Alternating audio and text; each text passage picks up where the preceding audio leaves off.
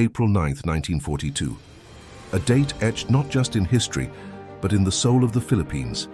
75,000 Filipino and American soldiers, starved, wounded, barely standing, forced into a surrender that would lead to one of the darkest chapters of World War II, the Bataan Death March. But here is the question: what if Bataan never truly ended? In the brutal heat of Bataan, resistance had reached its limit. Food was gone, medicine gone, hope fading. At the center of it all was Edward P. King Jr., a man faced with an impossible choice: fight and watch every soldier die, or surrender and pray some might live. He chose surrender, not out of weakness, but out of mercy. What followed was not peace, it was punishment. A 100-kilometer march from Bataan to Camp O'Donnell under a merciless sun. No food, no water, no rest. Those who fell were beaten. Those who stopped were executed. Thousands died along the road. And yet somehow thousands survived. But survivors didn't just tell stories of suffering. They told stories of something else, something unexplainable. Many veterans spoke of a presence, a feeling that during the darkest moments they were not alone.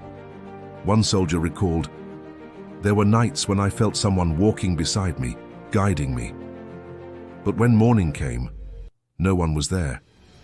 Was it exhaustion, hallucination, or something beyond understanding? Because decades later, the stories didn't stop. Near the Pantingan River, hikers and locals report something chilling. They call them the Phantom Battalions. Witnesses describe the same thing: lines of soldiers wearing torn 1942 uniforms marching in perfect formation. Boots hitting the ground in rhythm, left, right, left.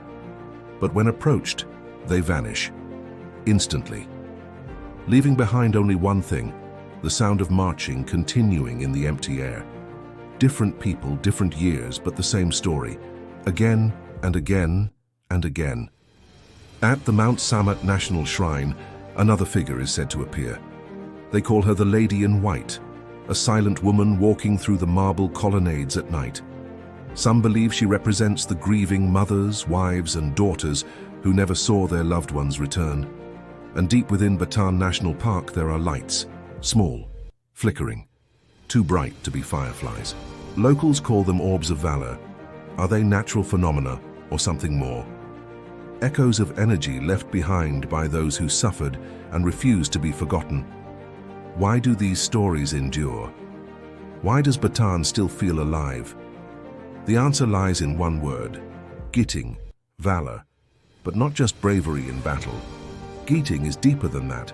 It is endurance in the face of suffering. During the death march, Filipino soldiers shared water even when they had none to spare. They helped the weak. They chose humanity in the middle of inhumanity. That is Giting. It is quiet, unbreakable, and eternal. Now it is April 2026, 84 years later. We live in a world of trends, algorithms, and short attention spans. But the theme of this year's remembrance, Giting ng Bayani, asks something more from us. To the new generation, we are no longer soldiers on a battlefield, but we are defenders of our history. We don't just post, we preserve. We don't just scroll, we remember. Because Bataan is more than a tragedy. It is a testament that the Filipino spirit never surrendered. So whether it's a soldier still standing guard or the Giting that lives inside you, the past is never truly gone. Happy Day of Valor. Honor the fallen. Stay curious.